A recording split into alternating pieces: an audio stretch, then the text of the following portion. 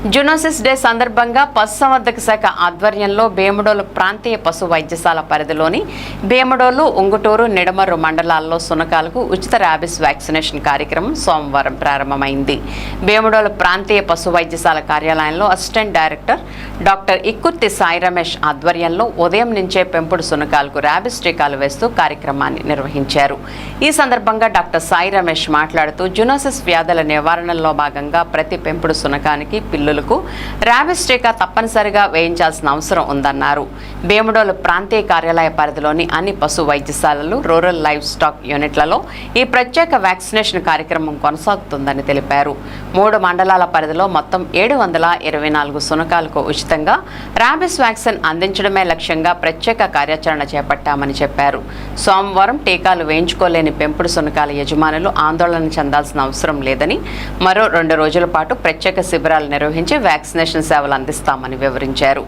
జంతువుల నుంచి మనుషులకు సంక్రమించే జూనోసిస్ వ్యాధులు సుమారు 285 రకాల వరకు ఉన్నాయని, వాటి నివారణకు పెంపుడు జంతువులకు సకాలంలో వ్యాక్సినేషన్ చేయించడం అత్యంత కీలకమని ఏడీ సూచించారు.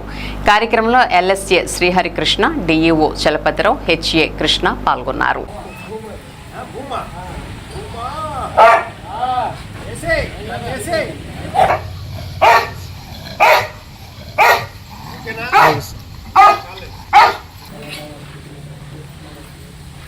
నేను డాక్టర్ ఇక్కుర్తి సాయి రమేష్, సహాయ సంచాలకులు, ప్రాంతీయ పశు వైద్యశాల భీమడోలు నుంచి మాట్లాడుతున్నానండి.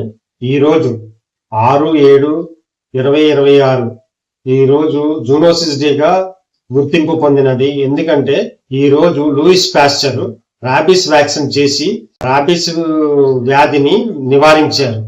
కావున ఆయన గుర్తుగా ఆయన బర్త్డేని జూనోసిస్ డేగా గుర్తింపు పొందింది.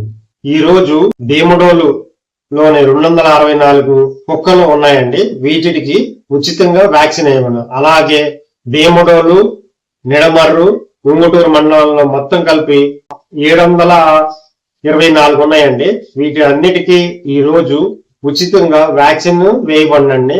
కావున ఈ సునకం యజమానులు అందరూ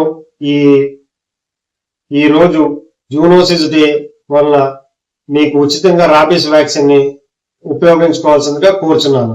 ఈ రోజు మీకు కుదరపోయిన 1-2 రోజుల్లో వచ్చిన మీ కుక్కలకు, పిల్లులకు ఉచితంగా యాంటీ ర్యాబిస్ వ్యాక్సిన్ చేయబడినని ఈ అవకాశాన్ని సద్వినియోగం చేసుకోవాల్సిందిగా కోరుచున్నాను.